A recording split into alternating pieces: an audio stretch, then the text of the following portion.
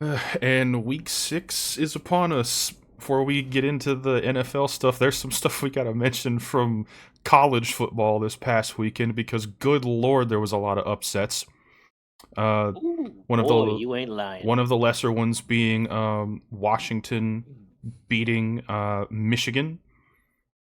The other ones, though, I believe were all top 10. I don't think Michigan was, but all of these next ones are against top 10 teams, the first of which is Missouri, who was number 9, getting absolutely blown out by Will's Aggies.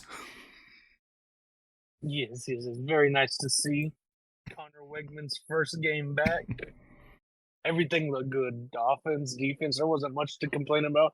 I mean, typical penalties, little stuff to be cleaned up, but a very good game. A very nice beating for a top 10 team when A&M has kind of bounced in and out of the top 25 themselves this whole year. So it was rightfully earned.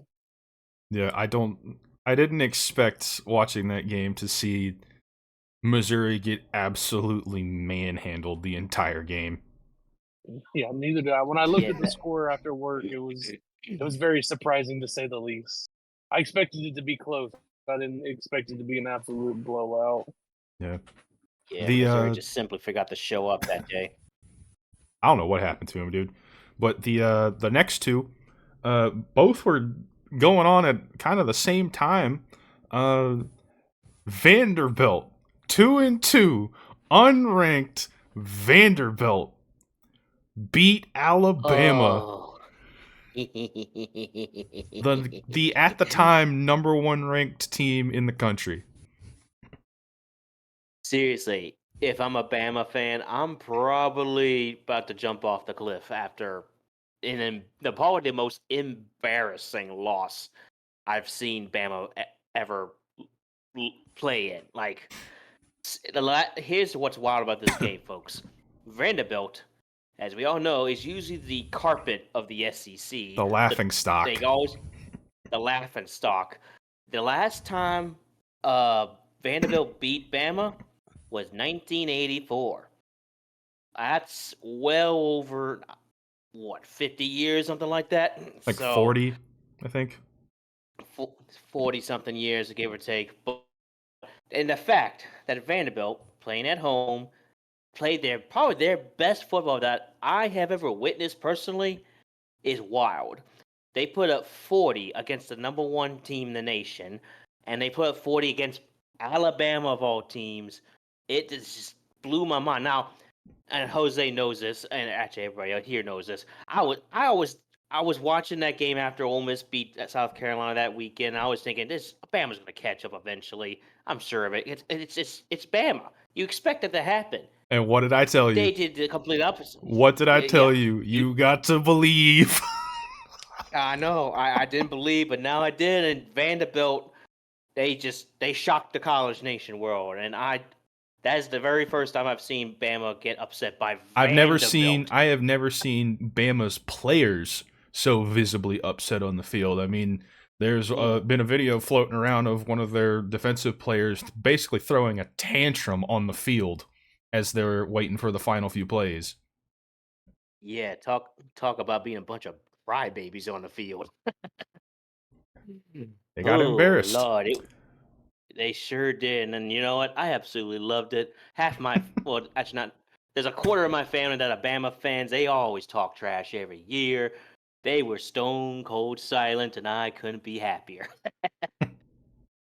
Well, the other game that was going on at pretty much the same time was Tennessee and Arkansas, which Tennessee I believe was number 5, if I remember correctly, and That's correct. Arkansas I believe was unranked, and Arkansas managed to pull out the victory. So another top 10 team down.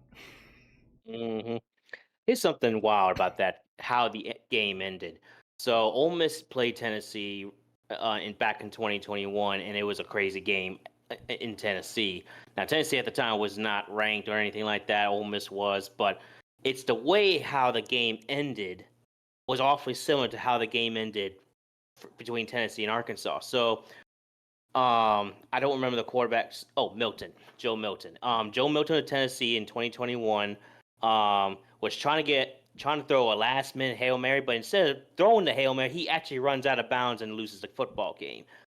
And the very same thing happens, but this time between Tennessee and Arkansas. I cannot pronounce this Tennessee guy's name for the life of me, but I'm not going to even try. The new guy of Tennessee, he did the same exact thing. Tried to make a last minute Hail Mary, doesn't do that. Instead, he runs out of bounds and loses the football game. So it's like, I just thought that was kind of ironic how both games ended the same way. Yeah. And for this week in college football, this is an interesting week. A lot of good games coming up. Mm. I believe College Game Day, the game of the week is what is it? The Red River rivalry Yeah, the between Red River rivalry. between Texas and Oklahoma. But the one Say that that 3 times the fast. one we're going to be paying the most attention to, well, You guessed LSU it. versus Ole Miss right here in Baton Rouge, It should be a Saturday good night. game. As I'm much looking forward to it. as I don't expect the Tigers to win this, I've been wrong about them before. Yeah, he's right, folks, because In a Ole game Miss's that track record, we were at. yeah, and Ole Miss's track record in Baton Rouge has not been very good. The last time Ole Miss came and beat LSU in Tiger Stadium, 2008. It's been almost 10 years since we last beat them. So I am expecting a dogfight from LSU. It's a nighttime game. And everyone's going to be rowdy over there. It's going to be a hard game for Ole Miss. I'm confident in my Rebs, but we're not going to win this one easily. So I expect it to be pretty close all the way through. So I hope my Rebs can win it. If not, it is what it is. So So we'll see what I got one happens. question for you, Chris. Mm. Is the usual yearly bet still on? Oh, you know it is. Every year All right, every year me and Jose, yeah. So every year me and Jose, we make this annual bet. We've been doing this for what, 10 years, just something like about. that. So if Ole Miss wins, Jose here has to wear an Ole Miss jersey for I think a whole day or something like that. I Um, say for this one, loser has to wear it on the next podcast. Fair enough. Um, but if LSU wins, I have to wear the LSU jersey for the whole day. Now I'll have to go out and find one, of course. But so, but yeah, we're looking forward to it. Can't wait. It's going to be a good game. Go Rebs. Well, let's move on to the NFL. Some quick recaps from last week. I think, in my opinion, game of the week was Thursday night. The Buccaneers and Falcons, where the Falcons won 36-30. That was one heck of a game, and a surprisingly good performance from Kirk Cousins, and Paulo knows all about that. I do know all about that. He's sitting on your freaking bench. Yep. Ouch. But it was He only got 3 more points than my starting quarterback did. I'm not feeling no ouch. still though, it's not like it's not something we expected from Kirk in a primetime game. Yeah, like Kirk Cousins went out on that game, and that's rare for him to do. As we've discussed before, Kirk Cousins has usually been terrible at nighttime primetime games, but this one he really showed out. As much as I hate that so much, because we all know I hate the Falcons. But here we are. So 509 yards. Yep, you heard that, folks. That's Four exactly touchdowns. Yeah, they just balled out, and easily probably one of my favorite Thursday night football matchups I've seen in a while. Because usually we get a bunch of duds. So, This is but this was probably very the entertaining. most exciting Thursday night game we've had in well, I guess this whole season, really. Yeah, I agree. And then the other game that was also very close, and also went to overtime, like the Bucks and Falcons, was the Ravens and the Bengals.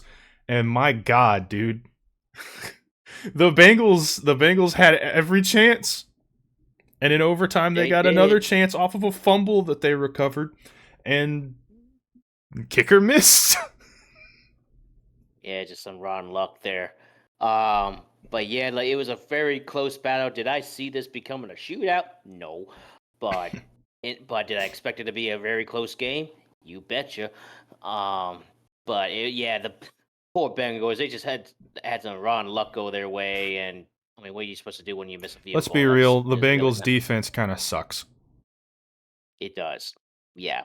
The Ravens, they continue to pound and ground. They just look amazing with that running game of theirs, and they just gave the Bengals hell all day long. Editing me, please put So up that image of Derrick Henry running at the camera.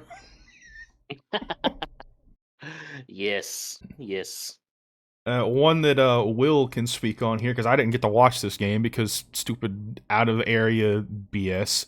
The Bills and the Texans, a 3-point game. Will, what the heck? Hey, I'm okay with close games against teams like the Bills. I'm not okay with close games against the Jags and the Bears. But this one was, I thought they started off very well from the start. Everything looked good. They shut down Josh Allen. He was 9 for 27 going into that final drive that they had. He had a 30% completion rate. But the second half, they slowly let him come back, which was kind of terrifying. You know, Stroud with the INT following drive, a fumble at their own 10. Like, it was very terrifying.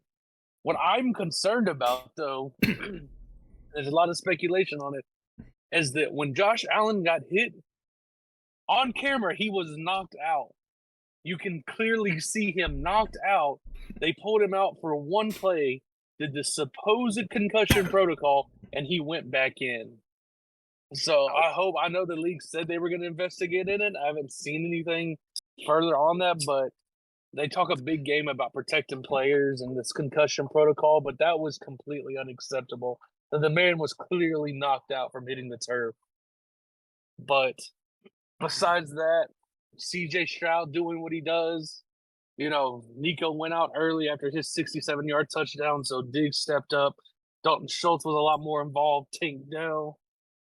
But they led that last-minute drive, and Kaimi, being the GOAT that he is, the best kicker Houston, all-time leading scorer for the Texans.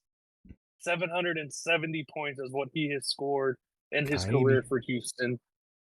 You know, doing what he does from within 60 yards. So Clutch City does it again. What was it, a On 59? the 4-1, 57. Ah. So I think we have one of the top two kickers in the league. You could argue either way between Kaimi and Brandon Aubrey. I'll argue that with anyone based on stats, based on what they do in the 50 and 60-yard range. But a very well-deserved victory. Make Josh Allen lose 2 in a row. And we move on in the AFC and increase our record. Yes. Next up, I want to talk real quick about the Browns and Commanders. Yet again, Jaden Daniels is balling over there. 238 yards, 1 passing touchdown, and 11 carries for 82 yards. Yeah, he's just continuing to impress week by week. But I wanted to like quickly point out, because I noticed this, someone posted on Twitter. It was like, I believe it was 4th and goal, and the Browns had the ball. I don't remember if it was in the second half or first half, but it was 4th and goal. They were running the clock. The game clock was about to run out, and we all know what happens when the game clock runs out. You get a delay a game penalty. What does Deshaun Watson do? He just simply continues. Oh, to are you walk talking off about the field. him walking off the field? He just gave up. He just straight up gave up and just went to the bench, took his helmet off, and just it was like, bruh, if that you're not helping yourself at all by acting like that on the field. It's like you just straight up gave up on the play. You were 4th and goal. I think it was on the 5-yard line, if I'm correct. I have to double check it, but I was just like, oh man, that's a bad look, man. Yeah, You don't want to see your starting quarterback just walk off the field and complete surrender, you know? Deshaun just. It's time for the NFL in general to move on from that man. Like, just let Yeah. them like cut him, and nobody dare go near him again. Yeah, I agree. Because after that, that just told me a lot about Deshaun Watson's mindset. He simply doesn't care. It's like he simply doesn't care. He'd rather just them lose while he continues to start and gain the big bucks because they're paying him the big bucks over there. It's like that's just sad, man. Phew. They might as well just start someone else over him if he's going to act like that. Yeah, without question, we know who won that trade between Houston and Cleveland. Yes.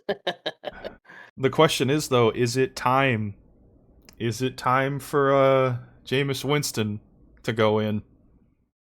At this rate, yes. But will they do it? Probably not. At least until he He continues to technically went in during this game for like one play and threw for 16 yards. suck. Oh man. So it's like I don't know what the Browns plan on doing. If they might just ride him out for the rest of the season. If not, we'll see what happens. But I honestly think it's time for Deshaun Watson to just be benched. I mean, with that kind of poor attitude out there on the football field, you gotta be benched. I'm sorry. Like if I'm the head coach of the Browns right now, I'm benching him and starting Jameis. So, and if they do start Jameis, good luck because he's an up and down kind of guy. Stefanski probably won't bench him because the ownership paid that massive, fully guaranteed contract to Watson, and so if Stefanski benches him, it's basically like the owner is gonna look terrible because you're admitting at that point that the trade was a big mistake, and so who knows how much pull Stefanski actually has to start Jameis Winston. The ownership might be pushing him to keep Watson in there. Which, Yeah, that's a if that fair is the point. case, then the owner needs to swallow his pride and just take the hit. Yep. I mean, Like, if you want he's your been team to there. do better, you need to move on. Like, Yeah, well, you can say that, but if that were the case, then a lot of these teams would be a lot better than they are if the ownership was gonna actually do what's best for the team. Cowboys. Cowboys. Cowboys. Well, no, Panthers. that's different. That's different, Will, because you actually need the ownership to just do anything. That man has not done anything since last season. It is the same exact thing. It is the definition of insanity. hmm But I guess while we're talking about coaching stuff, we need to mention what happened with the Jets. Oh yeah, that's right. So the Jets officially have let go of Robert Saleh, Salah? Robert Saleh. Salah, one of those three. So they let him go. Apparently, in fact, I don't know if y'all knew this. Apparently, he showed up, didn't even know he was fired, and they had to get security to escort him out of the building. So it's like he did not take Jeez. it very well at all. So I'm like, yikes. It sounds to me like they didn't Um, handle it well at all. that's what I'm thinking too. Because apparently he showed up on Monday like business as usual, and he was going to do the same thing on Tuesday. But then today, obviously, the news broke out. So it's like, yeah. But I can't help but think that Aaron Rodgers was behind the firing of Robert Saleh.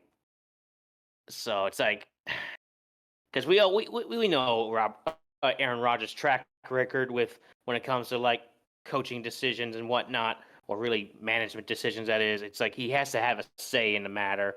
I can't help but think he got him fired because he didn't like him enough.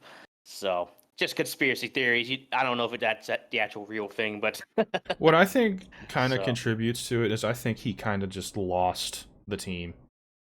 Like yeah, I think it's kind of like how we felt toward the end of last season about Dennis Allen. Like the Oh, team, yeah. especially after the whole apologizing to the Falcons thing when they scored on them with Jamal.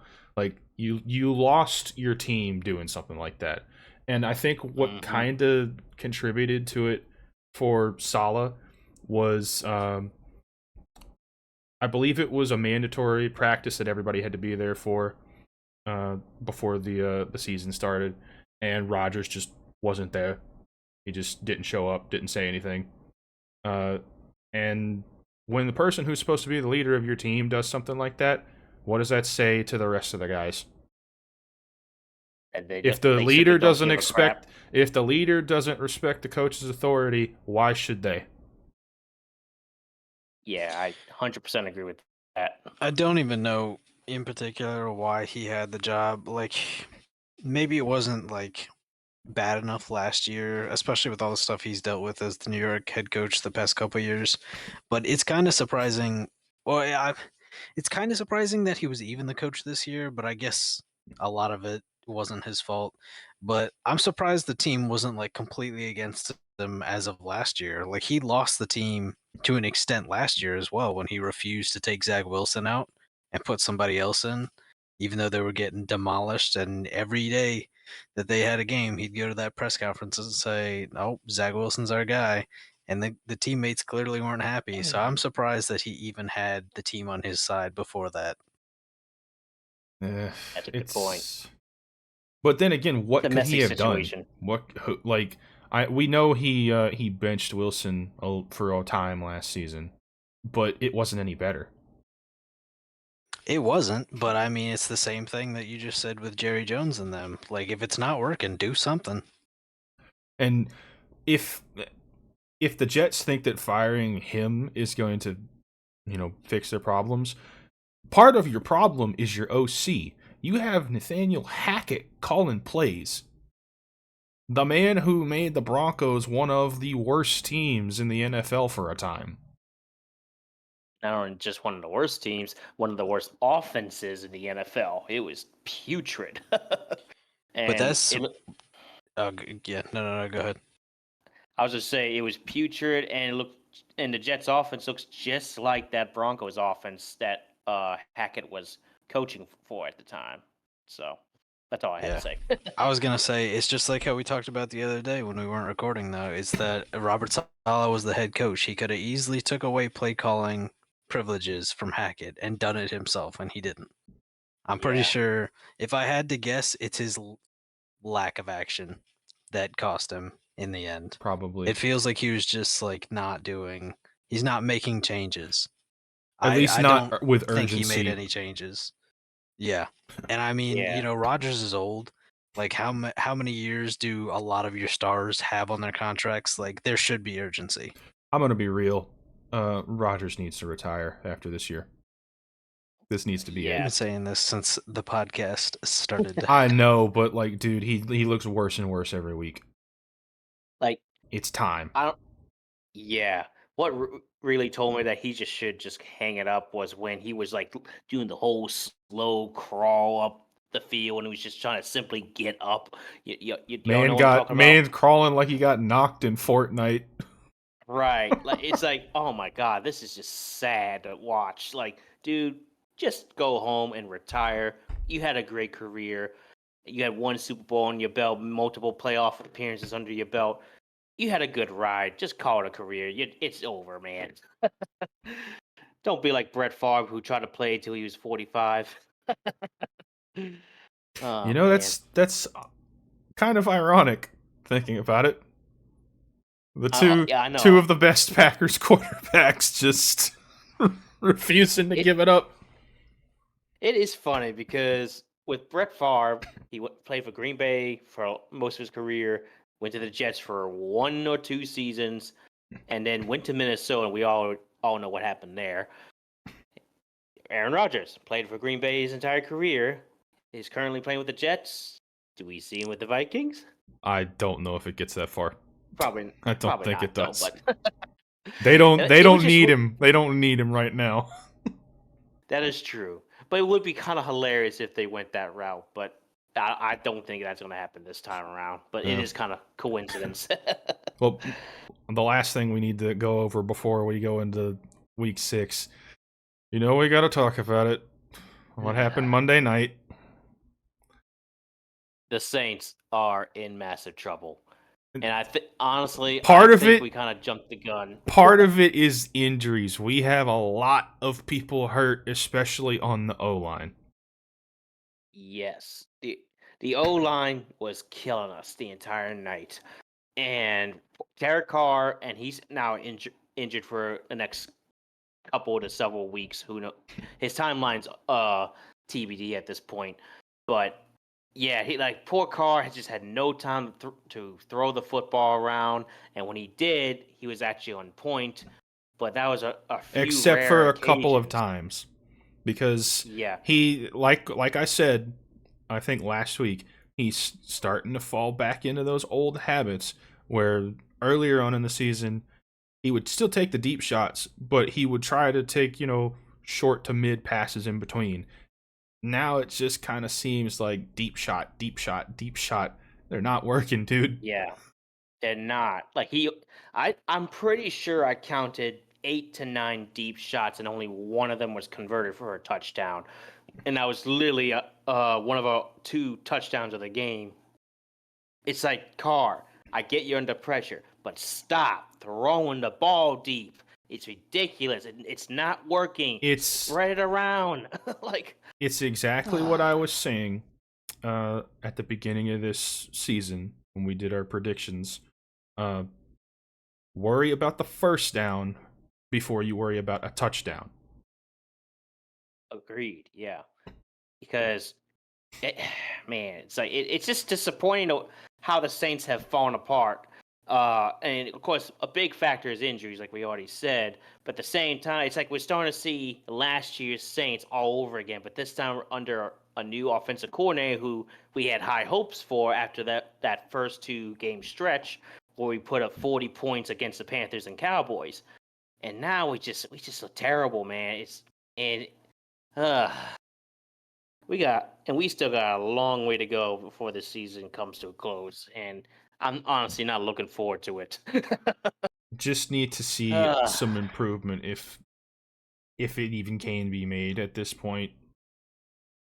Yeah.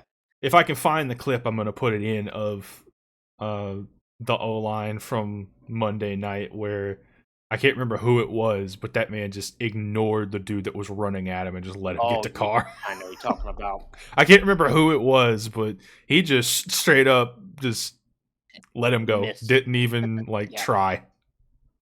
I know. And here's the other infuriating part with the Saints. It's not on offense, it's on defense. I've noticed that the defense has back-to-back games blown it for us. It's like as soon as the offense finally gets enough juice to where they look good and score on time, the defense just suddenly plays stupid and they just they allow a big run or big passing touchdown, either one, and it's like suddenly we're back in the deep hole again. It's I like, think what is I think going we on? need to bring up what me, Paulo, and Will were talking about the other night. It kind of the problem we're noticing is the D line. Yeah, that D line is atrocious, man. And one thing I really noticed is a Cam Jordan. I love Cam Jordan. He's not number 94 on the Saints D line. He is really showing his age. It's like it's sad at this point. And I'm He's sure still this is his last- he's still good. He's still a good player, but he's running out of gas. He is. It's the worst one I saw during the game against the Chiefs is he's trying everything to shake off a Chiefs lineman, and he's just not getting anywhere remotely close to Patrick Mahomes. Well, of course, it is hard to contain Patrick Mahomes, but still, it's like he's trying everything to shake him off, and it's not working. It's like he's letting Mahomes get those passes off. He's letting him run around him, or he's letting the running back run right through him. It's like it's sad, man. I know this is likely his last season with the Saints, but I hate seeing him look like this. But age catches up to you at some point. I think we need to bring up what Will was saying the other night. What was it, Will? You said you noticed about them bringing Was it defensive? No, yeah, no. Or What was I it was the saying when we were backs talking the other down? night, it was when they rush for whatever reason, it seems like the Saints can't get pressure with 4 pass rushers. But then if you look at other defenses in the league, they have no issue. But so then the Saints compensate by bringing down a safety, or are they bringing a corner back into the box, Usually a or they lot. blitz a linebacker, and they have to bring 5 guys. But in return, that messes up their coverage, whether it be cover 2, 4, cover 3, or man, because they're having to bring an extra guy into the box, and then the secondary can't defend the pass.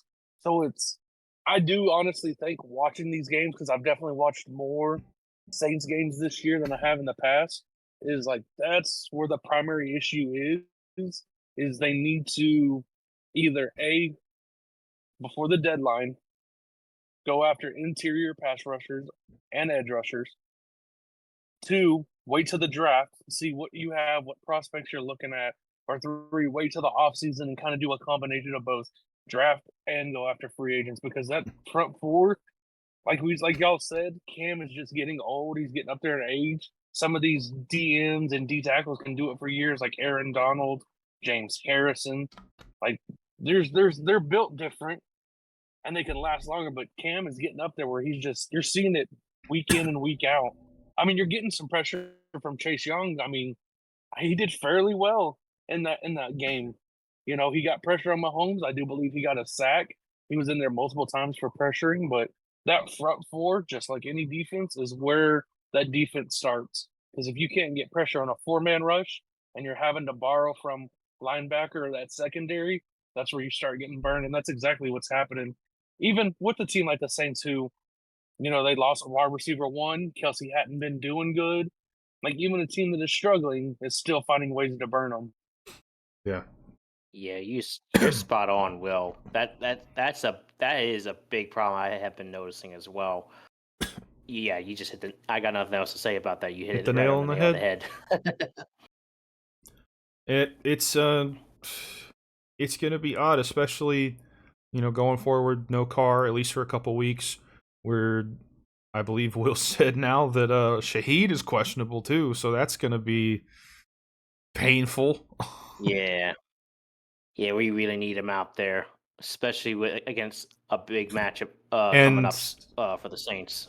And as we saw in this past week, like we need another receiver, because the guys we got out there besides Shaheed and Olave, like it ain't gonna we work. Need help, man. Yeah, we need help ASAP. And it's going to be interesting to see, because it was just announced earlier today that Spencer Rattler will be starting for the Saints. Got to see my boy God Rattler help. out there. How much? God help us. Yeah. Like, I'm actually excited to see him start, because when we all watched him during preseason, and he looked really good. So I'm really excited to see how he does now. Of course, he was playing behind all the backups and third strings and all of that, so it's gonna be interesting to see how he plays behind the actual starters, even though most of the starters are out. So it's like he will hopefully he'll be comfortable back there, but fingers crossed. So what I'm really hoping for in Spencer Rattler is, whatever you do, don't turn over the football.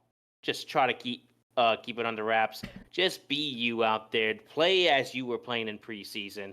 Because if you play like that, you're going to be just fine. But we got to see what happens. Because I'm low-key nervous for him, because that O-line it's beat up. But I think that's going to be something that he can possibly help alleviate a little bit.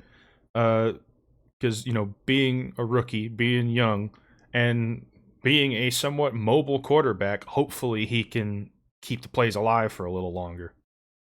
Yeah.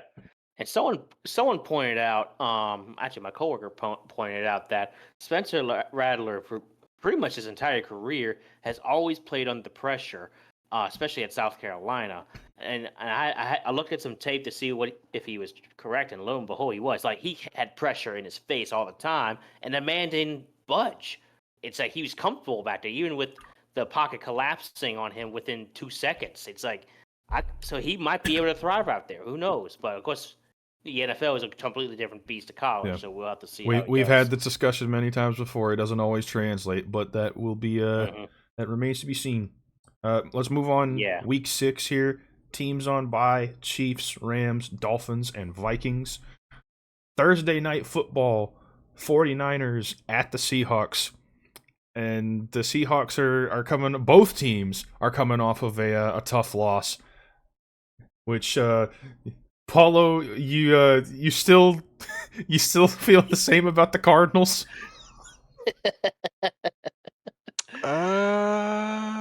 Well, they won a game finally. Well, their second And one. they looked good.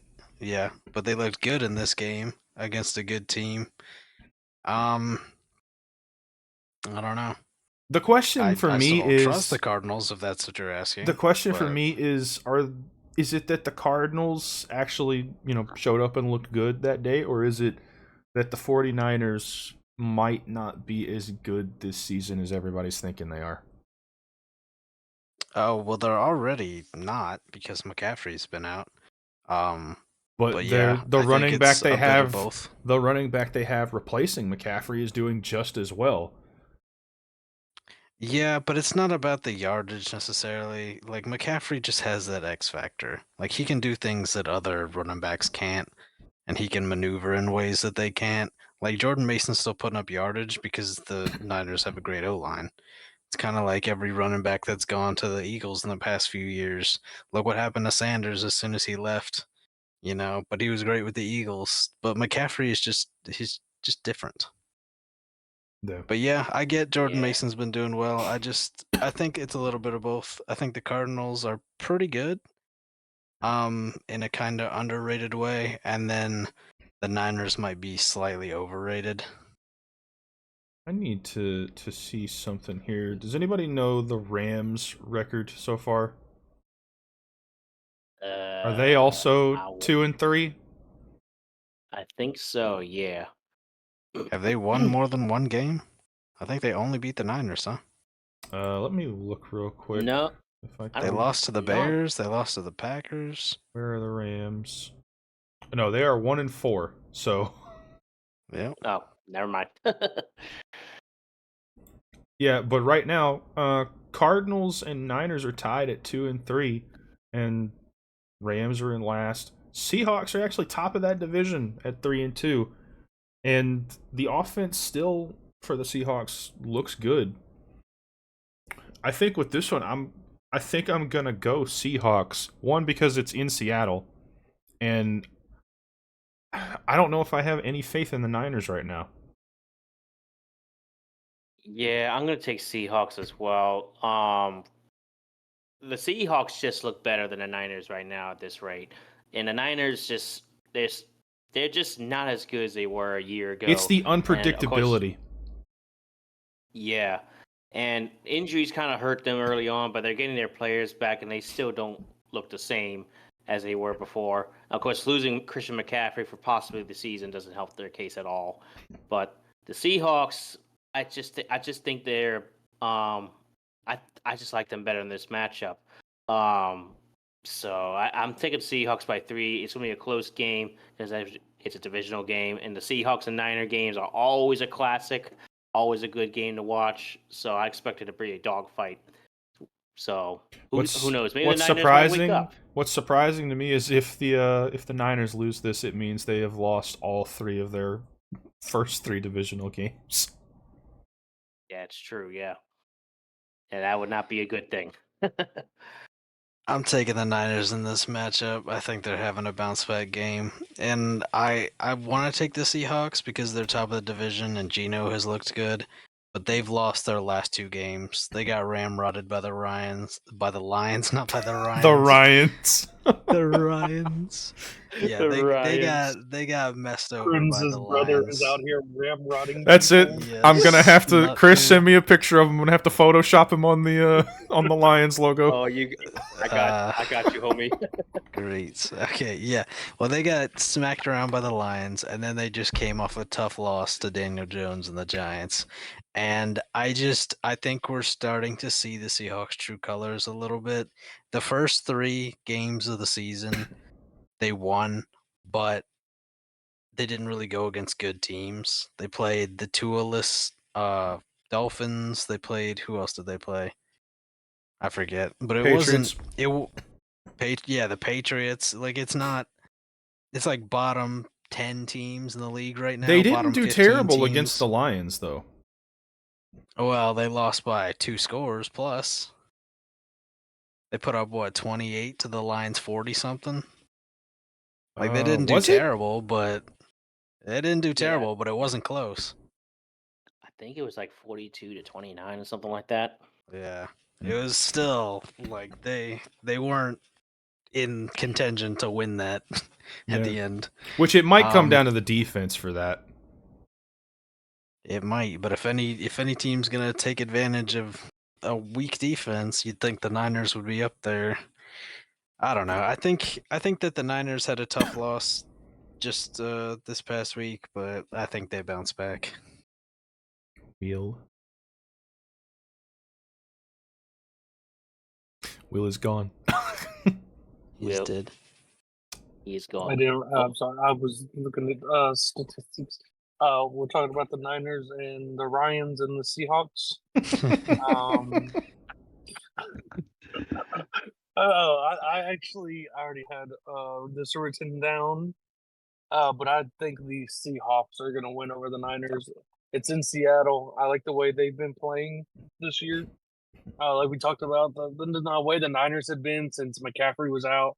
Then Kittle was a little shaky. Debo's a little shaky still. They're trying to find themselves. They've had some close games, but I like the way Geno and that offense has been playing. I think they'll take it at home. Secure another win for the NFC. So but I don't think it's by much. I think it's by 3-7. I think it'll be a close game, but I do think Geno comes out with another win. Odd man out, off rip. I'll take it. It's all right. It's okay. No, Paulo's the odd man out, not Yeah, you. I'm the odd He's man the only out. one that didn't pick Yeah. the Seahawks. Oh, I thought you were saying I was. Yeah, so much I was listening. All right. Next up, is this another London game? Because it's at 8:30 I a.m. think Sunday. So. Yeah, another London, London or game? is it- Stadium. No, it's the Germany game, huh? Is it? Yes. Oh yeah. Yeah. Well, it is the regardless, it's Jaguars not at the Bears, but versus the Bears Well, at least. Technically at it's the Bears. Technically, the Do Bears I are the home smell- team. Do I sense a snooze fest? No, I don't think so. I don't think so. you're wrong on that. The Jaguars the Bears have actually been looked picking good. I think the way the Bears have been picking up, I think everyone, myself included, was harsh on Caleb Williams, but I think over the last couple of weeks, he's kind of shown why they, picked him up first overall, especially last week where they kind of ran away with that game. And then, the Jags game versus Houston 2 weeks ago. So we see signs of fight from Trevor Lawrence, but I don't think they win anyways, especially being overseas. I think the Bears win, which is not what I really want to say, but I do want to say because the Jags are in the AFC South. I hope think they lose and demise into fire. I think the Bears are going to win this, but it's mainly going to be because of their defense. Yeah, I agree. I just don't see any way the Jaguars win this one whatsoever. Even while internationally on the road, it's just the Jaguars just do not look that good this season. And I think this past week they had their very first win of the season. Yeah, that's right. Yeah. So even after their first win, they still don't look that good. The Bears have looked better. Caleb Williams is looking a little bit more sharper than I thought he would be. So, which is actually good for Bears fans, I'm sure, because you would hope that he actually start to figure things out and develop and ball out. So, but yeah, I'm gonna take the Bears as well in this matchup, and I think they're gonna dominate the Jaguars. I'm taking them by 10. Y'all ready for this? He's going to pick the Jaguars. No. I'm taking the Jaguars. No. Not only do I think that the Jaguars have been doing the same thing as the Bears, both of those teams have been heating up the last few weeks, and they're definitely both of those teams are better than they were like in past weeks right now. Look, I think that Caleb Williams has been getting better, but I would be more scared right now, as of like right now, of the Joe Flacco Colts than the Bears offense. And they Well, just squeaked out a win against them. So I don't think but that it's not a guarantee that Joe Flacco is starting this week either, though. Well, It's he's still a he's No, not I'm team talking talking about that- that. I'm talking He's about talking they about went this against past them week. just now. Oh, Yeah, and they Yeah. managed to beat And that. I can so agree with don't- that. I can agree with that, but the difference is, one, I can definitely see a possibility of the Jaguars winning this, but it depends on which Jaguars offense shows up. The one that's actually been scoring these past couple weeks, or the one we saw in the first couple weeks where they didn't do jack. And the second Well, I thing don't- is, this is not the same as the Colts defense. This is not the same as a lot of the defenses they went up against. The Bears defense is actually pretty good. Yeah, well, that is the thing. That is the caveat, is that the Bears defense is better than the Colts defense by far. I don't really have any worries about the Jaguars offense taking a step back. They've been heating up, the past few weeks. I don't really see them like regressing to week 1, week 2 Jaguars just because. And I will say this. In Germany, it doesn't matter that the Bears are the home team. Like, that's really not gonna. There's no home field advantage there. And the Jaguars have had the opportunity to be overseas in Europe already for an entire week, and they're still there. So any jet lag that the Bears will have going halfway around the world, the Jaguars are going to have less of that because they're just going from England to Germany. Theoretically that is possible, as you say. Hmm. But I guess Paulo's odd man out. Everybody else picking the Bears. I'm assuming Yep. Will's picking the Bears. oh yes, no, I'm definitely picking the Bears because any AFC South team, I'm going to choose. I don't care. They can play the worst team in the league. I'm not going to pick them because I want their demise and I fiery pits. need to put up that image again. Where's Elmo Where's Will in the Elmo? fire? Yeah, I just think that, like I said, the defense. I mean, we played them at home on Sunday night and had trouble with the run. I don't think ETN or Bigsby are going to do much against that front seven. And like I said, the offense is picking up. Keenan Allen, DJ Moore, DeAndre Swift, Cole Kmet. Like, it is a very intriguing offense that they put together for him, and everything is starting to click. And we saw that last week, even against Andy Dalton and the Panthers, which we know they're not ranked very high, but still, he went in there and dominated. So, yeah, definitely the Bears. Yeah. Next up, though, Commanders at the Ravens. This is going to be a good game, I think. I think so too. And this is honestly going to be Jaden Daniels' first real big test because that Ravens defense can be ferocious when it wants to. Now, of course, last week they got ran over by the Bengals, but that's divisional matchup. You expect these kind of things to happen. So, but if Jaden Daniels can just keep doing what he's been doing against his ferocious Ravens team, then I think he has a legit shot at winning this game. But of course, it also help. We gotta also hope that Commanders' defense can maintain Lamar Jackson and Derrick Henry. Thank you, Derrick Henry. I was about to call him King Henry for a minute. I got chiseled Adonis on my brain for a minute. But yeah, if the Commanders' defense can contain those two players on the Ravens' offense, they should win this game as well. So it's gonna be a good close one, I think. I'm taking the Ravens. I don't think they're going to do what you just said. I don't think the Commanders' defense is going to stop Lamar and Derrick Henry. The Commanders' defense can make plays. As we've seen, they can put pressure, they can get sacks. They've done some things, but we're talking about one of the elite offenses in the league. The Commanders' defense, even though has been able to do some things here and there, like they get scored on a lot. They're going to allow points, especially to that offense. And I think that the Ravens defense is one of the best run defenses right now. We saw the past few weeks that running backs haven't had any real success against their defense.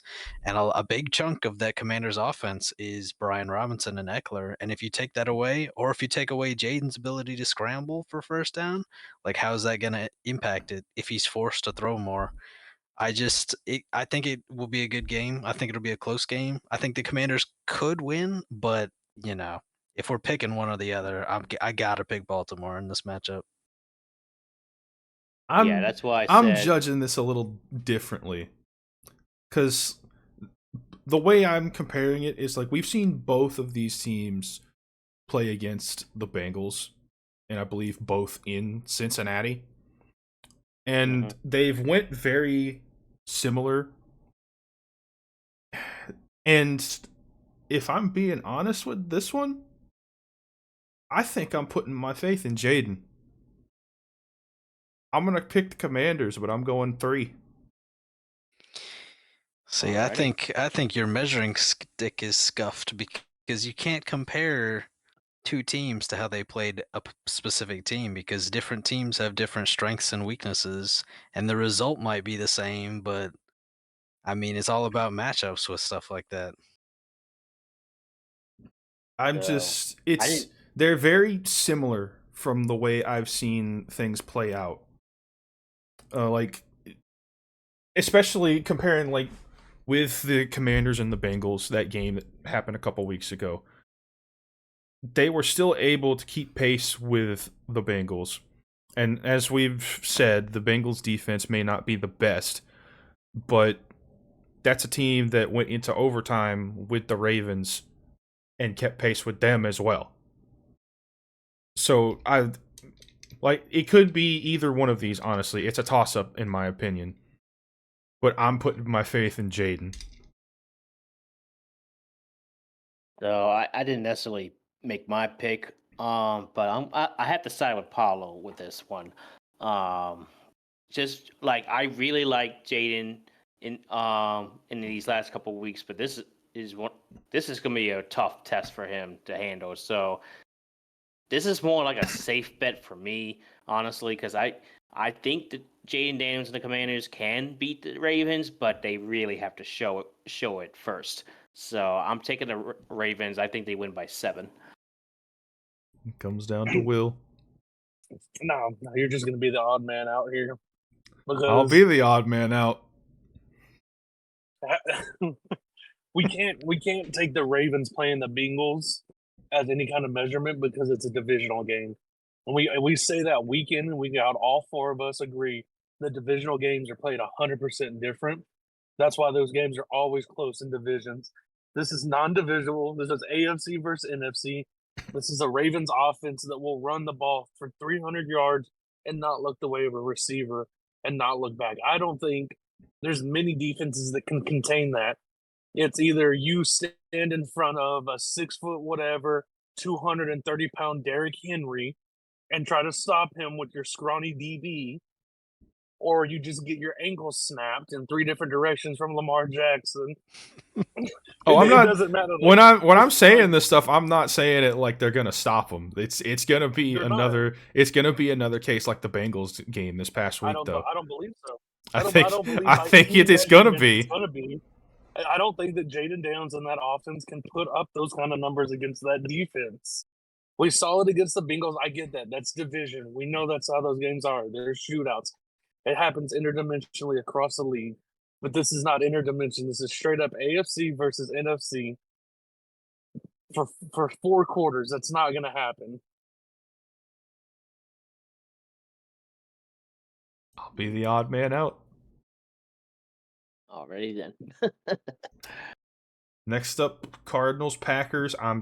I don't think this one should be.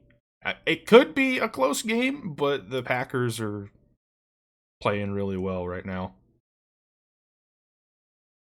Yeah. I think this is I think this might be a pretty close game, but it kind of depends on which Cardinals team shows up, because as we know, the Cardinals have been kind of inconsistent with their how they play their games out. Like, are we going to see the Cardinals that beat the Niners, or are we going to see the Cardinals that just straight up got destroyed by the Commanders? It's like you don't really know who's going to show up first. I think for me, I like the Packers more than the Cardinals in this matchup. I think Jordan Love continues to ball out. He's played pretty well since his injury in Week 1, and I really like his chances of dominating the Cardinals. I'm taking the Packers by 7.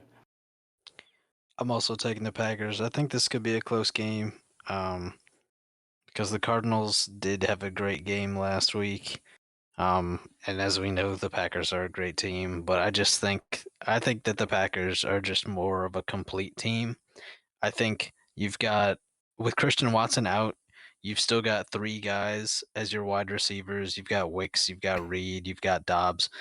Those 3 are like pretty close in terms of like skill, with their own individual ups and downs. But I think that's a nice 1 2 3. Like if 2 guys are covered, you can rely on the open guy as much as you can the covered guys. I think that the thing with the Cardinals is you've got Marvin Harrison, you've got tight end, you've got running back, but ultimately that's really it. And you've got Kyler's ability to scramble. I think that the Cardinals are still missing pieces, and the Packers are just a complete team, and they'll get the job done this week. Yep. Will. Speak, boy. Yes, speak it, boy.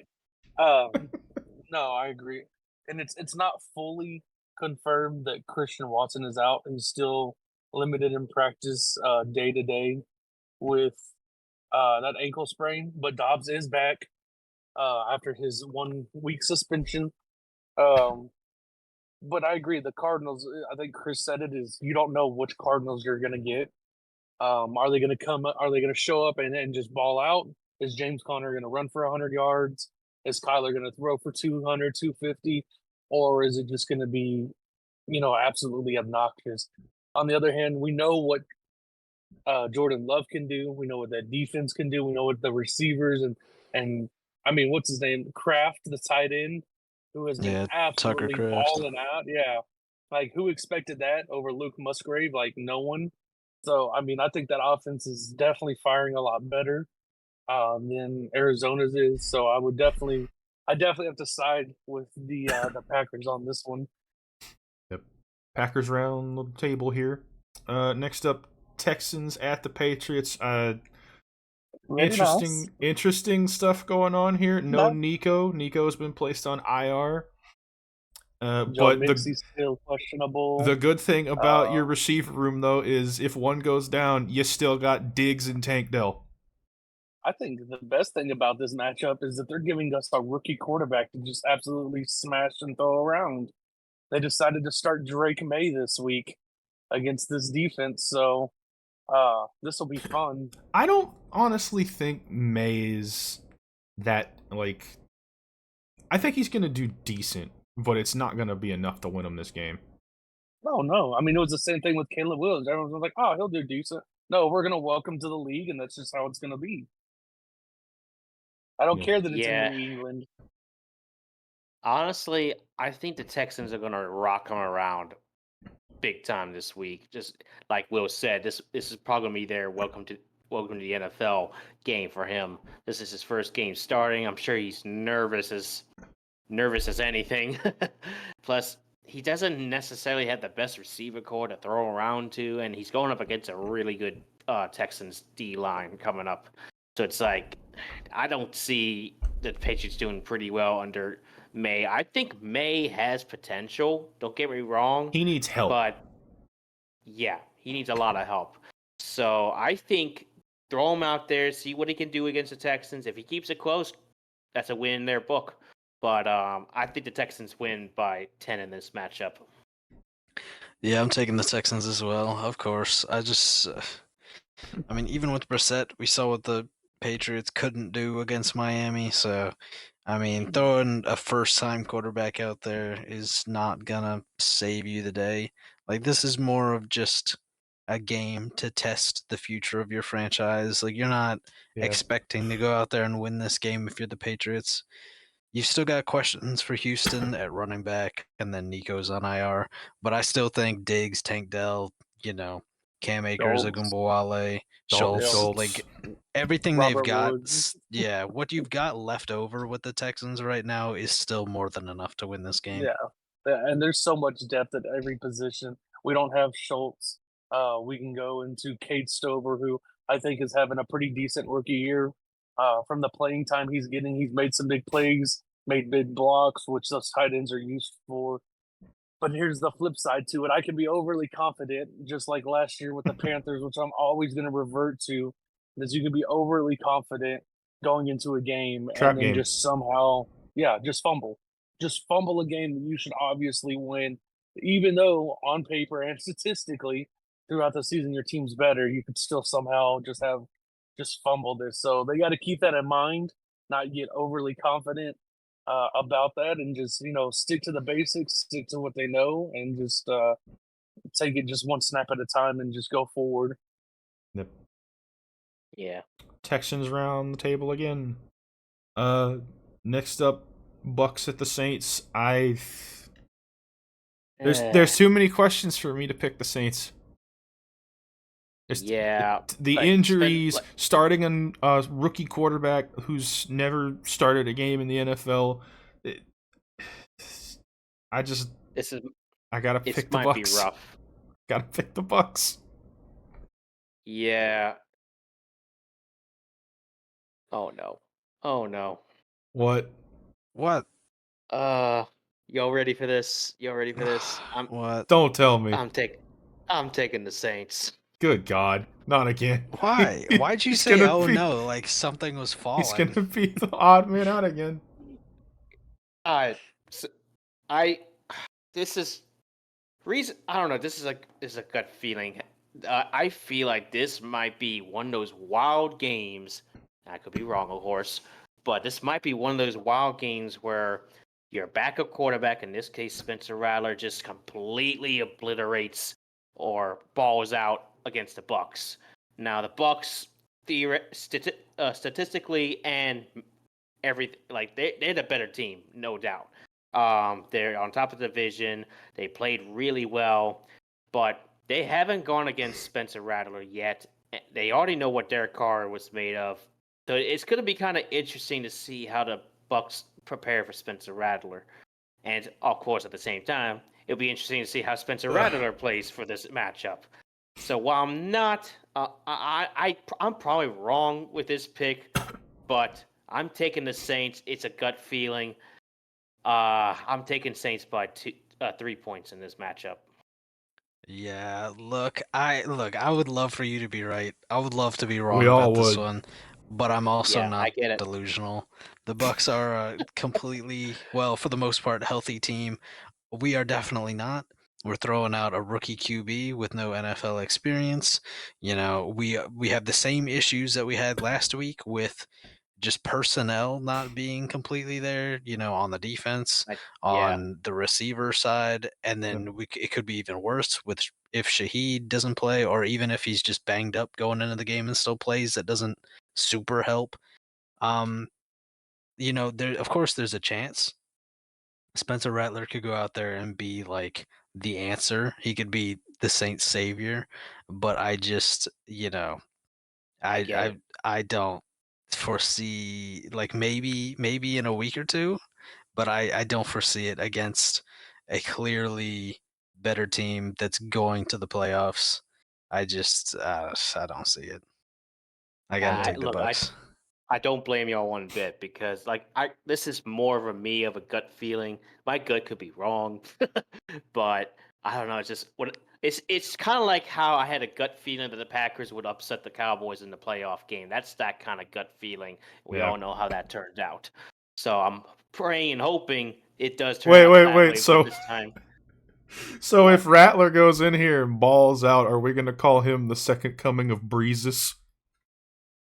Possibly. I wasn't planning on it, but you can.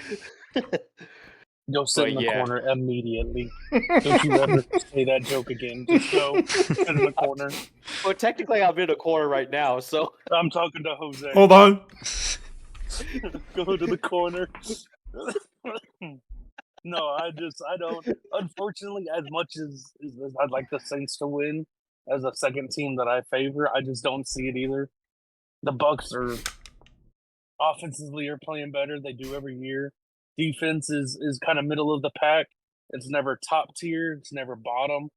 And like you said, it's a rookie quarterback. He's going in against a defense, a team that's top of the division that did go in there and just pummel the Eagles, who has a top defense. Um, I don't see it happen. And if Shaheed is out, I mean, Olave's still there. But who else? Kamara's doing Kamara things, but I mean, they're gonna know who you're throwing to. They're gonna know you're running the ball. Like even Jawan Johnson, like he's been doing pretty decent this year as a tight end. But when you lose that deep threat, and we saw it a few weeks ago, when Shaheed got taken away, nothing went well for them. Like they had no deep threat, they had no answers, they couldn't spread the ball out. I just unfortunately think it's not going to be a good week for them again. I think they're going to lose another one in a row. It's going to be sad. That's probably the likely scenario, but Yeah. I guess we'll have to see how this week goes. Like for me, with the way when I'm is their this bye? matchup, When is the Saints bye week? Bucks, but Saints. I think that's like week 13 or 14, one of those 2 weeks. I'm looking. Well, anyway, while Jose's searching for that, I was going to say the way I'm entering this game is that I just want to see how Spencer Rattler plays. If we win, that's I'm gonna be talking a lot of trash for the rest of the week, even knowing that my Saints stink. But that would be the craziest win ever. But entering this game, realistically, I don't think we have a shot. But my gut feeling tells me otherwise. So we'll see what happens. Why the heck does this not show me the schedule? Well, So I Jose's guess looking for I guess Chris is It's the week only 12. one. Week 12 is the bye week. Yeah. Ah. So So we still have a ways to go. the question I have is if we lose this game against the Bucks, our next game is against Denver on Thursday night, and as we all know, Denver's defense is a legitimately good defense. If we lose both of those, is that the last straw for Allen? Honestly, I hope so, because it's now technically 3 years we've had Dennis Allen and nothing to show for it. Technically 4 years of missing the playoffs, because I'm expecting we're going to miss the playoffs again. You just can't continue with Dennis Allen. I don't care how many games are close this year. Right now, there's just no signs of improvement. The offense looks as stale as last year. Defense is okay, but is now starting to slowly blow games for us. It's just like nothing is working. It's like this is the year that the Saints were hoping that maybe under a new offensive coordinator things might be better. But no, things are just about the same as last year. So it's like you just can't continue with Dennis Allen for another year. He's got to go at this rate. That's one of them. But of course, we'll have to see how these next 2 games play out. If we go 2-5, then he needs to be gone. Yeah, I agree. I don't think he will be. I think he'll be here to Sadly, the end of the no. season at least. But Yeah. Knowing the Saints, they are a very stubborn franchise. They will be as patient as ever. I think it's kind of a similar situation to Salah, where there isn't like any urgency to change things for the better. Yeah. He's fine with things being the way they are.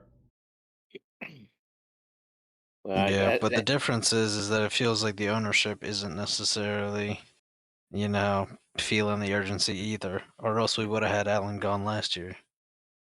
Well, that's a discussion for another day, because I have plenty to say about our GM. Yeah, same. But we'll talk about that another day. But Chris, odd man out. Next up, Browns at the Eagles. There is no question. No question in my mind. All day. All day. Eagles all day. the Browns just don't stand a chance after seeing what Deshaun Watson decided to just be a pouty face and walk off the field like that, like a sore loser. Well, not really a sore loser, a sorry loser. If that makes any Seems sense. so But tense. He needs a massage. Too bad he can't go get one because he's banned from every massage Yep. parlor from here to Europe. Yep. But yeah, the Eagles, they're getting Devontae Smith and AJ Brown this week. So that really helps them out big time. So and of course they got Saquon Barkley out there as well. So I like the Eagles better. I think they're gonna pummel the Browns to submission this week. And I think they honestly, we know the Browns defense, it's all right. Their pass rush is pretty good. But yeah. and we know Hurts has had an issue this season with turnovers. It's happened plenty of times.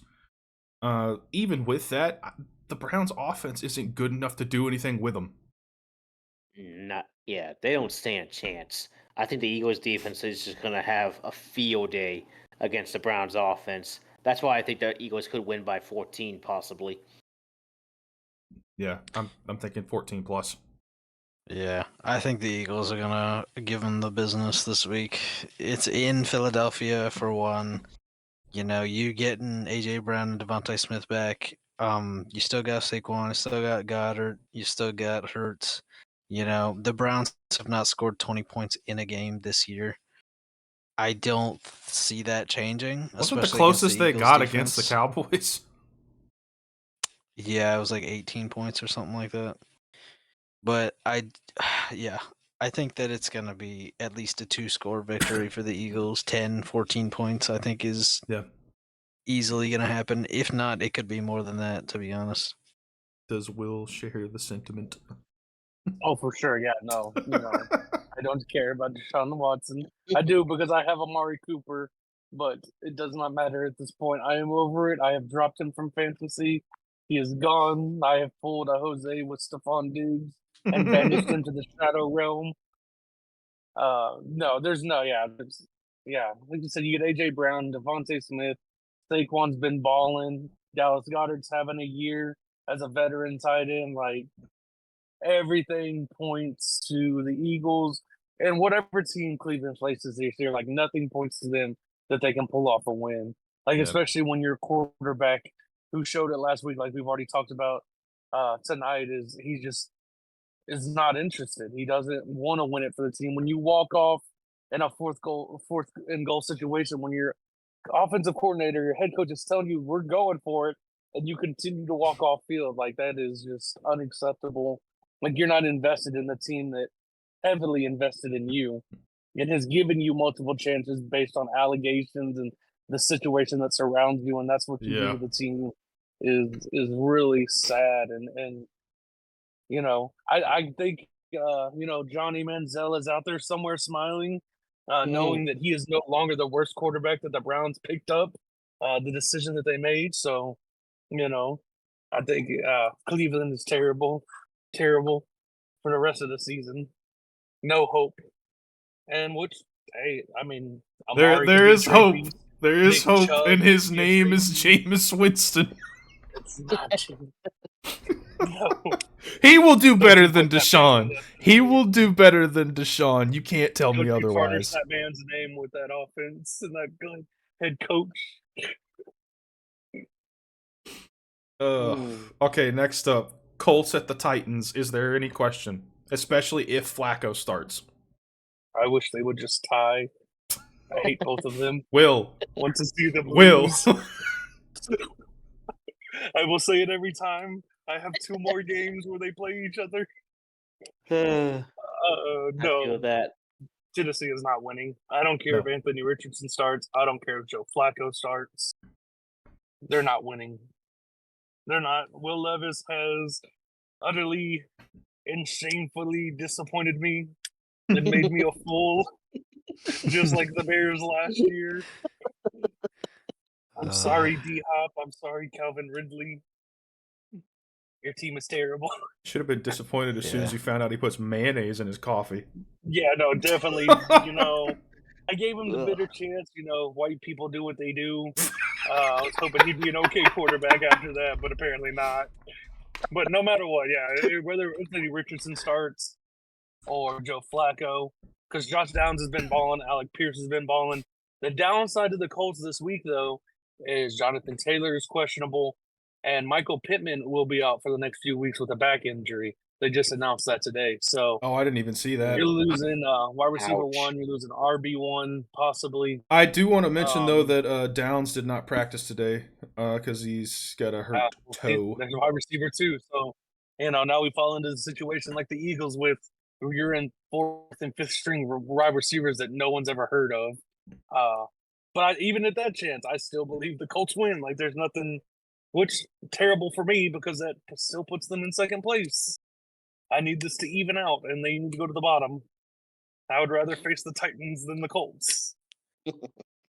Yeah, I agree. I think the Colts got a lot of injuries to key players, but Richardson, Flacco, I still think the Colts win. I don't think it's a good game. I think it's a tough game, but look, if Will Levis wasn't doing something funny every week, then I would be so sick of seeing him because I see his mayonnaise commercials all the time when I'm watching YouTube, and he's out there bombing games, just absolutely, being the worst quarterback in the league, The and here he real is with his question mayonnaise is commercials. the real question is what memes are we going to get from this man this week?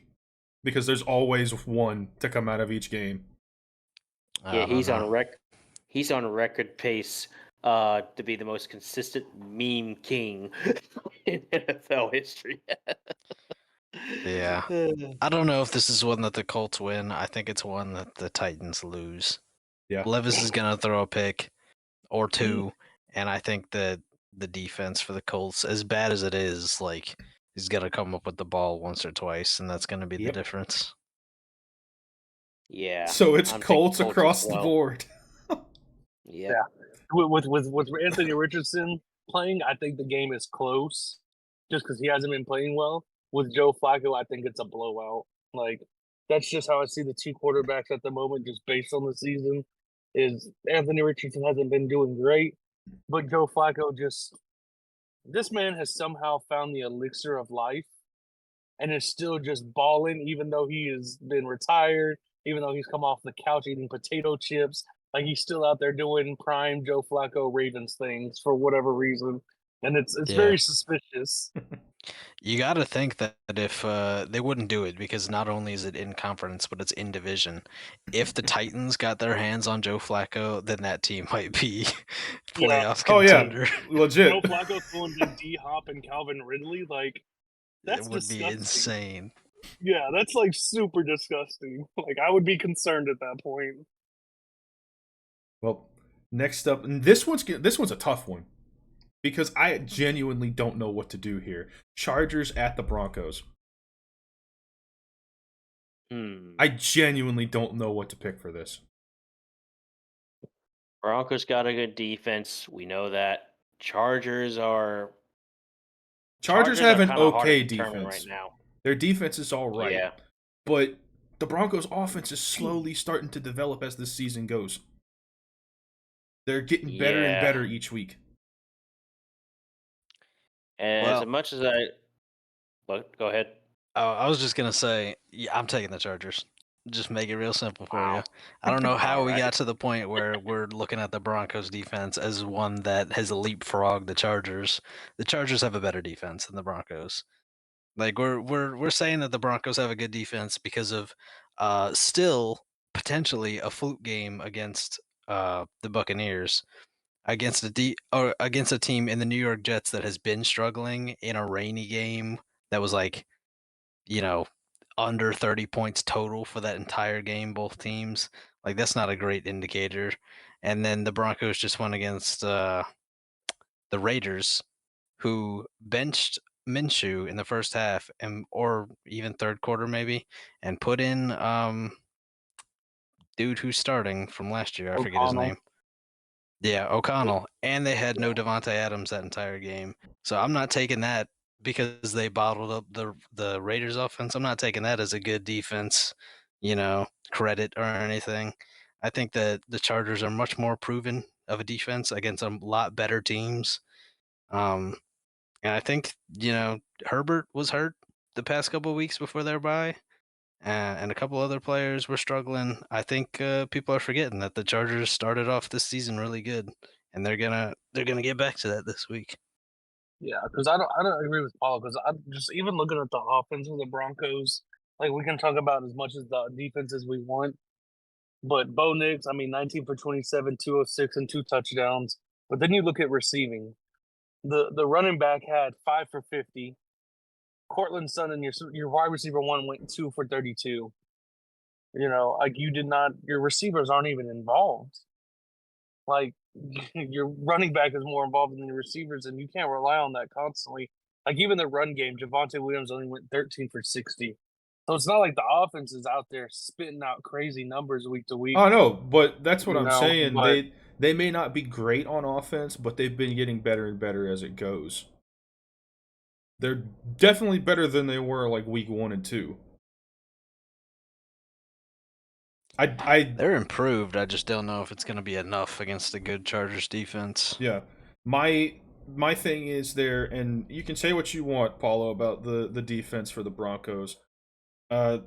This might be one of the better offenses they've went up against, with the exception of the Buccaneers. And again, that could have been a fluke. We don't know yet. But it's how they're gonna compare against that, like how the Chargers offense is gonna compare against the Broncos defense. If the Broncos defense can kind of bottle them up a bit, then this might be a close game. Might. But I can agree. I think the Chargers have the edge on this. Yeah, I'm also going to take Chargers in this matchup. I think in terms of quarterback, I think Justin Herbert has the edge over Bo Nix. It's Bo Nix, right, for the Broncos? Yep. Okay, yeah. So he's got more experience. He's been around the league a little while longer. Bo Nix is slowly but surely starting to get it together, but I think Justin Herbert outdoes him in this one. I think Chargers win by 7. Yeah, I'd say 7 at least. And it could be less for all we know, but it depends Yeah. on the defense and how they handle it. Yeah, exactly.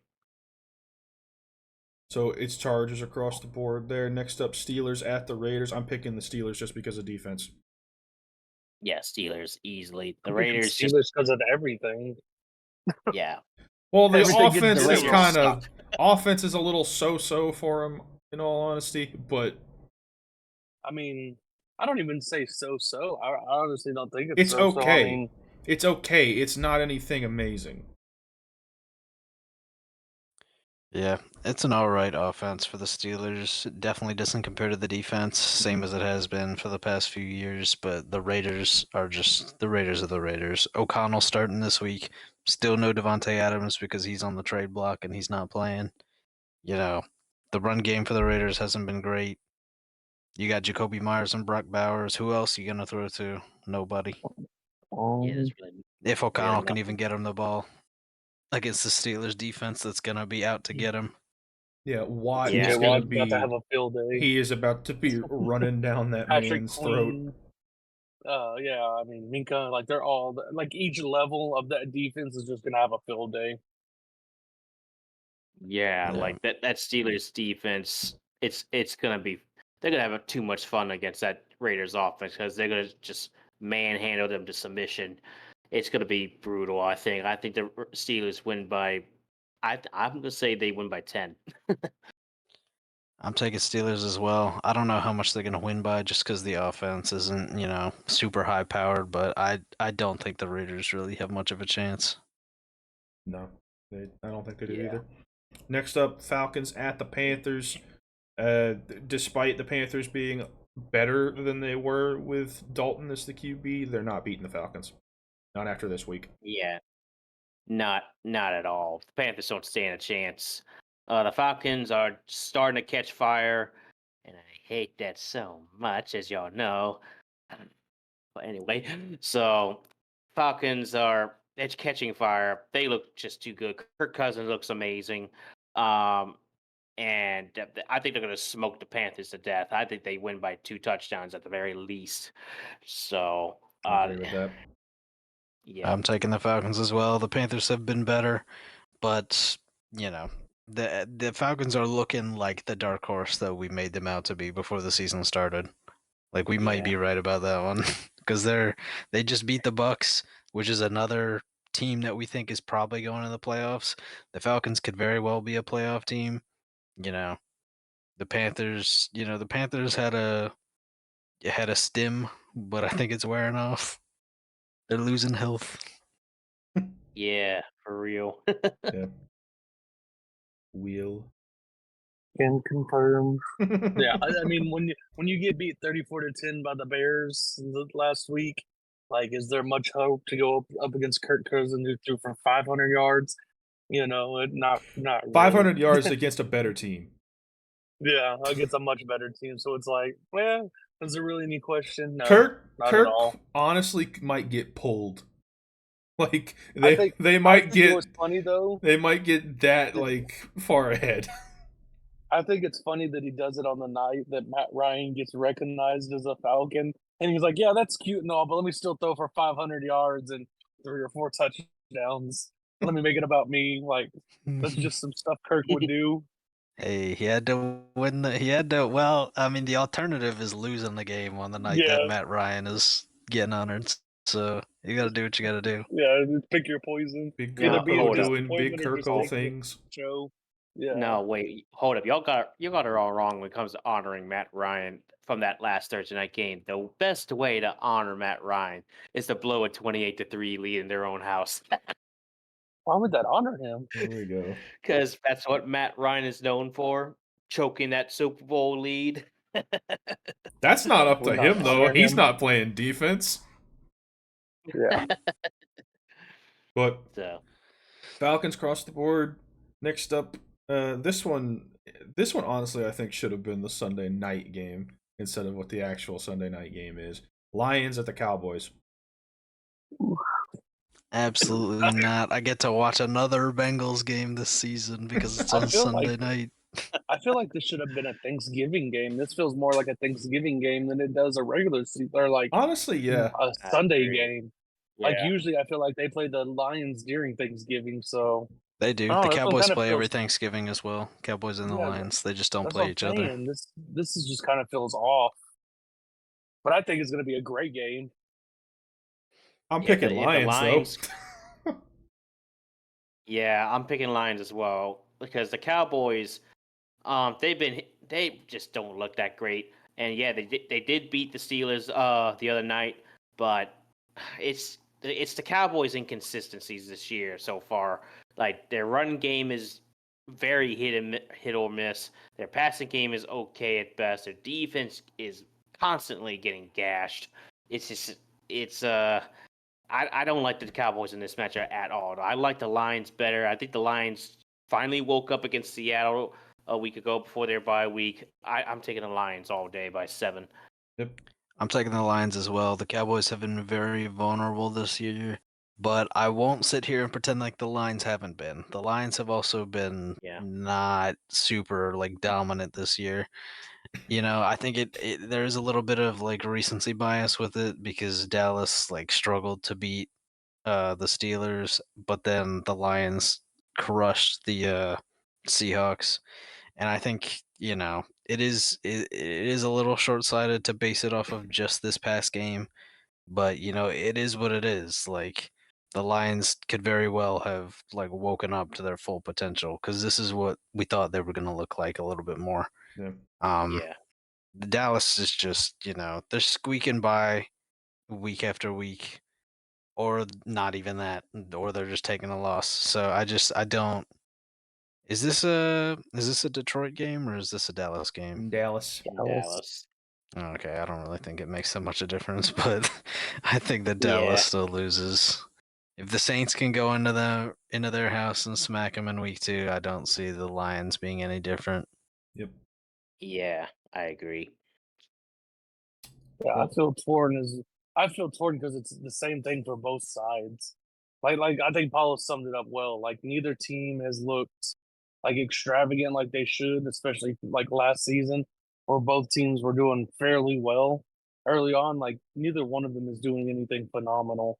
Like, yeah, the Lions blew out the Seahawks, but prior games to that, they were kind of just dragging along. The Cowboys are doing the exact same thing. Like, granted, that Steelers defense, we all know, has been one of the strongest in the league. So that, I mean, that's a given that they would struggle. But even prior games to that, like Paul said, the Saints walk in, everyone's like, Dallas wins, and then just absolutely hands it to them on a silver platter.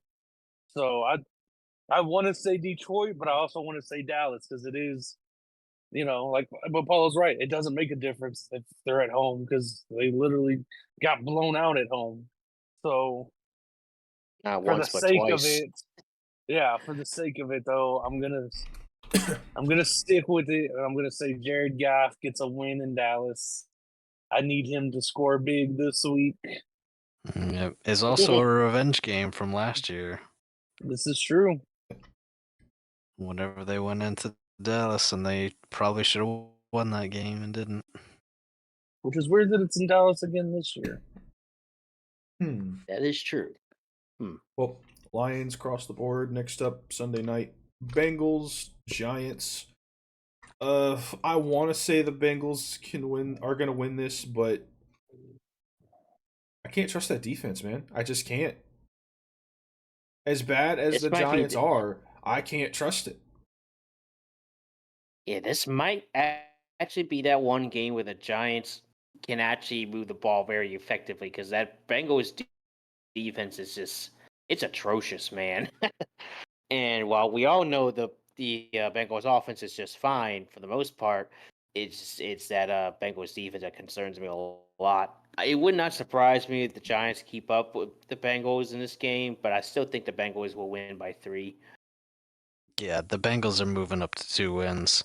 Like the Giants have coming off of, I think, 2 wins in a row against Cleveland and then this past week. But Yeah. the Bengals are the Bengals. Like the Bengals defense is not great, and the Giants defense is sneakily, pretty good. But the Bengals can put up points on a good defense, and the Giants still have Daniel Jones, who will make mistakes eventually. Even if he has been pretty good over the past couple weeks, I'm not going to sit here and pretend like he's not going to at any point this year. And I think that, the Bengals are going to put up points. I don't know if the Giants are going to be able to keep pace. Yeah. I do Fair enough. concur with Paulo. I'm gonna Great pick success. I'm I gonna do. pick the Bengals, but like I said, I don't have faith in that Bengals defense. As bad as the Giants have been, I still think they're gonna score a good bit, especially if Neighbors comes Yeah. back. Which so far, our last update, he's still questionable for this week. He has not cleared concussion protocol yet, so he's running out of time for this week. I mean, even if he doesn't come back, without Neighbors and Singletary, the Giants put up 29 points and beat the Seahawks. So they're going to put up points either way. I mean, Darius This is Slayton I just had think that the himself a Bengals will game. put up more. Yeah. Yeah. That's what happened. I mean, Darius Slayton, and we've seen it from time to time where he'll step up in the absence of a wide receiver 1 or 2, and he's just kind of been there on that team, just sitting there waiting for his time. He's patient, and when he gets the opportunity, you go back and look at games, and he puts up the numbers, he puts up the yards. Everyone kind of forgets about him. Yeah, because they don't have great QB play most of the time. Yep. Yeah. But I agree with Paul. Daniel Jones will revert to Daniel Jones and his prime and trip on his own 2 feet, running 80 yards down the field or throwing 6 interceptions in the game. Like it's bound to happen eventually. We know it is. We've seen Yep. it season in and season out. Yeah. Bengals But across the yeah. board, I guess. Yep. Last one, Monday Night Football, Bills and Jets. The Jets' offense has been shaky for pretty much the entire season so far. They just lost their head coach. I don't care how rough the Bills' last 2 weeks have been. They're still winning this. Yeah. The bit, and even though this is a divisional matchup, so it's likely it's gonna be a close game.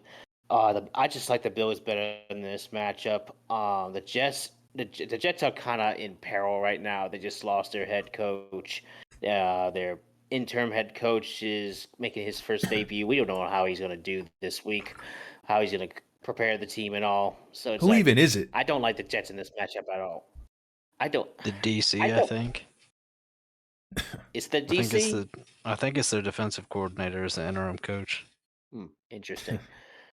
But yeah, like I just don't like the Jets in this matchup. I'm taking Bills by the minimum. I'll go by 7.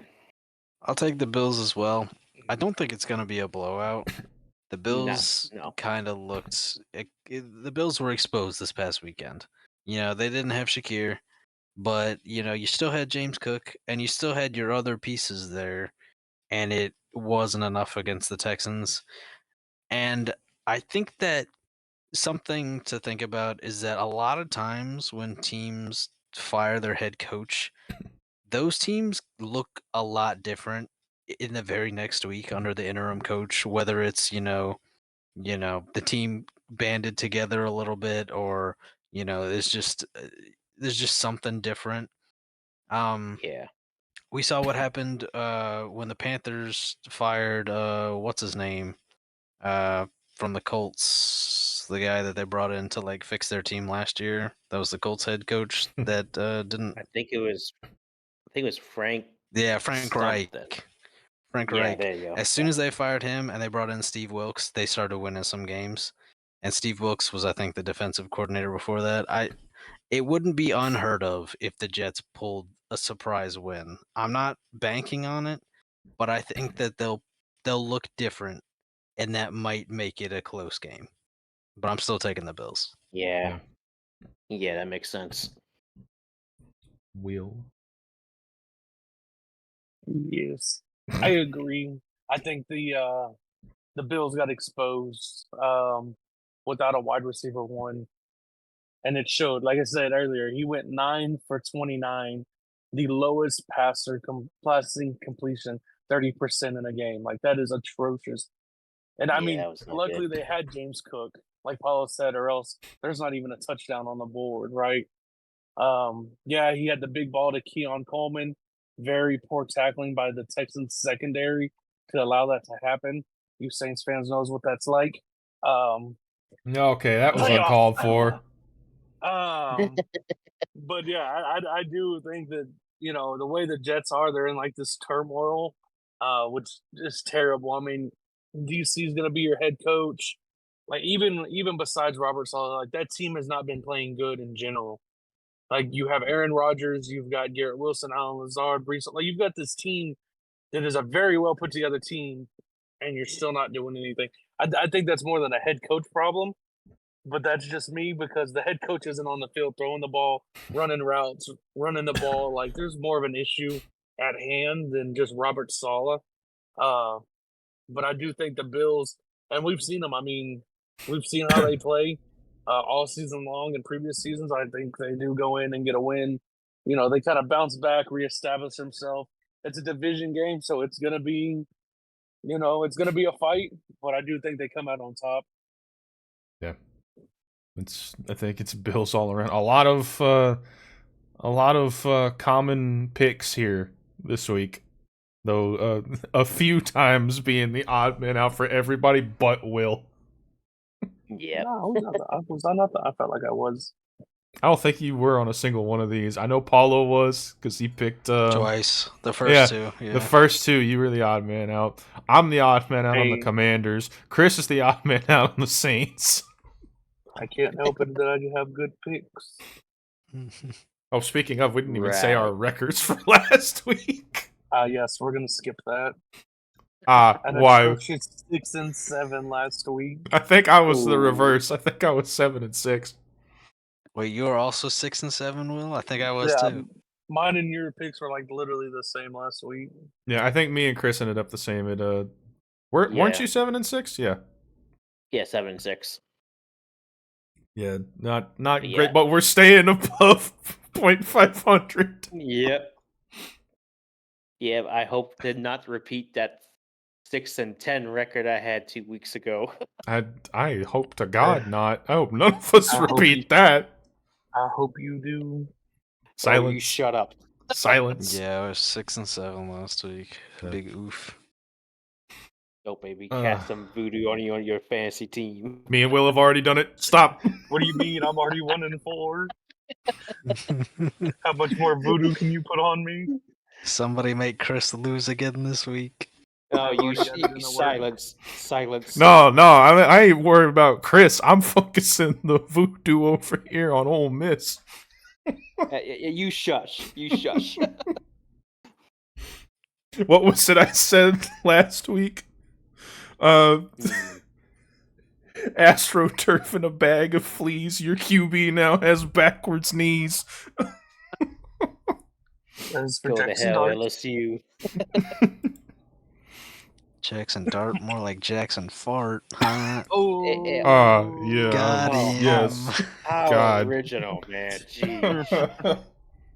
more like Jackson Shart. Oh. Oh, Not help. Not helping yourselves. I'm gonna keep my peace here.